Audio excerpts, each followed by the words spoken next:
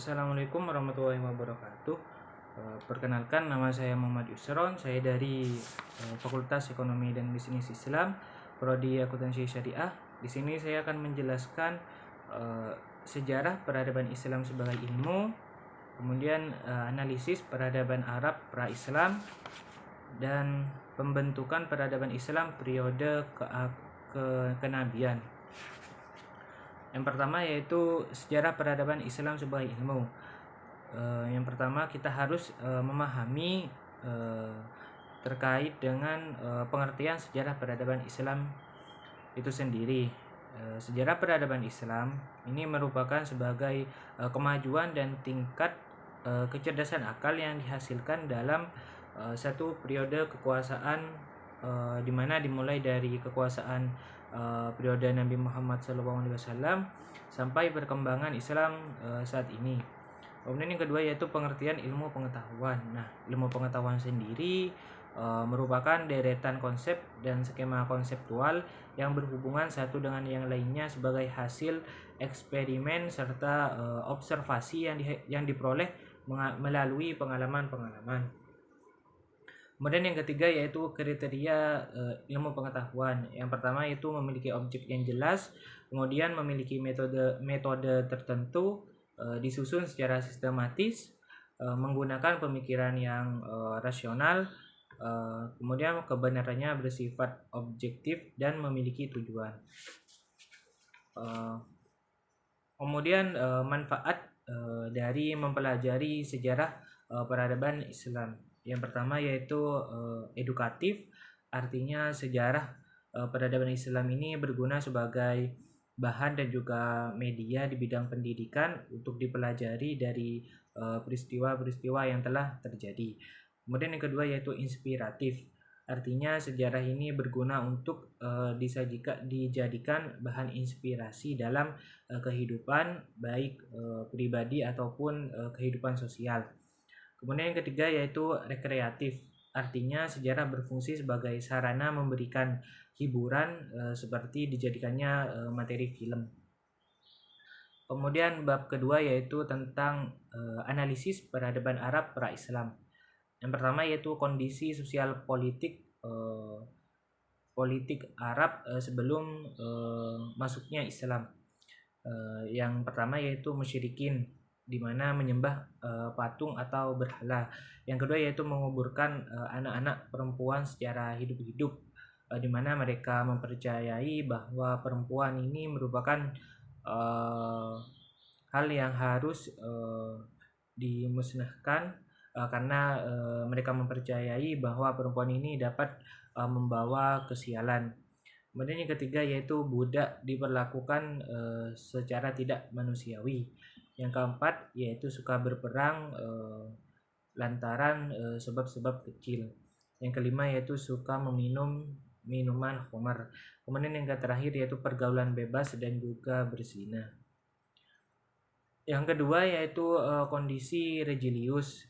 Yang pertama yaitu fatalisme, di mana fatalisme ini merupakan ajaran atau paham bahwa seluruh kehidupan di dunia manusia ini ditentukan oleh takdir atau nasib, di mana mulai dari lahir hingga hayatnya. Yang kedua yaitu paganisme, yaitu keyakinan atau praktik spiritual, penyembahan terhadap berhala, matahari, binatang, bulan, dan sebagainya. Yang ketiga yaitu Allah sebagai super Tuhan, artinya mereka mempercayai Allah sebagai Tuhan pencipta alam beserta isinya, namun mereka menyembah patung atau berhala sebagai perantara kepada Allah. Yang keempat yaitu monoteisme, artinya monoteisme ini merupakan kepercayaan bahwa Tuhan merupakan tunggal dan berkuasa penuh atas segala sesuatu. Yang ketiga yaitu kondisi sosial politik. Yang pertama yaitu kondisi sosial politik, adanya persaingan dalam konteks keagamaan antara kekaisaran Baitium dan Persia. Yang kedua yaitu lengsernya kerajaan Arab Selatan sebagai akibat beralihnya peta perekonomian ke Romawi. Bab yang ketiga yaitu mengenai pembentukan peradaban Islam periode kenabian. Yang pertama yang pertama itu ada fase Mekah, yang kedua ada fase Madinah, dan yang ketiga yaitu pembentukan peradaban Islam pada masa kenabian. Yang pertama ada fase Mekah, yaitu ada metode dakwah Nabi Muhammad SAW. Ada 3 metode. Yang pertama yaitu secara rahasia, kemudian yang kedua terang-terangan di Mekah, dan yang ketiga yaitu terang-terangan di luar Mekah. Yang kedua ada konteks dakwah di Mekah, yaitu ada pendidikan tauhid dalam teori dan praktek, dan juga ada pengajaran Al-Quran. Yang ketiga yaitu ada bentuk-bentuk penolakan dakwah Nabi Muhammad SAW, yaitu ada bentuk penolakan lunak, yang kedua ada bentuk penolakan semi lunak, dan yang ketiga ada kasar atau keji. Kemudian yang keempat ada faktor-faktor penolakan dakwah Nabi Muhammad SAW. Yang pertama ada di bidang politik, kekuasaan, yang kedua di bidang sosial, yang ketiga di bidang agama dan keyakinan, yang keempat ada budaya taklid kepada nenek moyang, dan yang kelima ada ekonomi. Kemudian yang kedua ada fase Madinah. Yang pertama yaitu mendirikan masjid, kemudian yang kedua mempersaudarakan antara kaum Ansor dan Muhajirin, yang ketiga ada perjanjian saling membantu antara sesama muslimin dan bukan muslimin. Yang keempat ada meletakkan dasar-dasar politik, ekonomi, dan juga sosial. Yang kelima ada mengadakan perjanjian dengan seluruh penduduk Madinah. Dan yang keenam yaitu memperkuat kekuatan militer. Kemudian yang ketiga yaitu ada pembentukan peradaban Islam pada masa kenabian. Yang pertama ada madrasah ilmiah, di mana madrasah Al-Arqam dan madrasah Masjid Nabawi.